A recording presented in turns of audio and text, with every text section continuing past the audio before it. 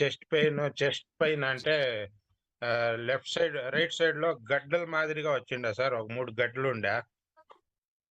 ఆ గడ్డలు కరిగిపోయిండాయి. నెక్స్ట్ వచ్చేసి బ్యాక్ పెయిన్ చాలా ఉండే, సుమారు ఒక 10 ఏళ్ళు ఇంకా ఉండే. ఫస్ట్ ఒక ప్యాకెట్ వాడిని ఇంకా ఏమంత రిజల్ట్ రాలేదు. రెండో ప్యాకెట్ కి పర్వాలేదు సార్, రిజల్ట్ వచ్చింది.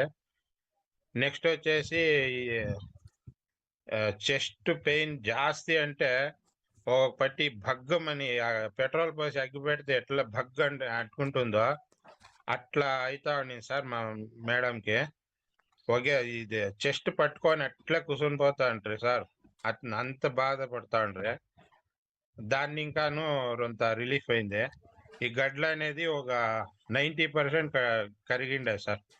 నెక్స్ట్ వచ్చేసి ఇప్పుడు పొద్దున్నే లేచి పని చేయాలంటే బాధపడతా ఉండ్రి.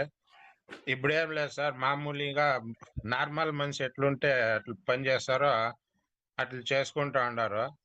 పొద్దున్నే లేస్తే కనిష్టం ఒక అర్ధ గంట లేకపోతే 3/4 గంట సేపు కుసునుకొని మళ్ళా లేచి పని చేస్తా ఉంటారు సార్. ఇప్పుడు ఈ క్యూర్ సెల్ ద్వారా మంచి రిజల్ట్ వచ్చింది సార్. మా మేడం వచ్చి ఒక ప్యాకెట్ పూర్తి అయిపోయి రెండో ప్యాకెట్ యూస్ చేస్తాడు సార్. Thank you sir. మా అప్లైనర్ వచ్చేసి రాము సార్.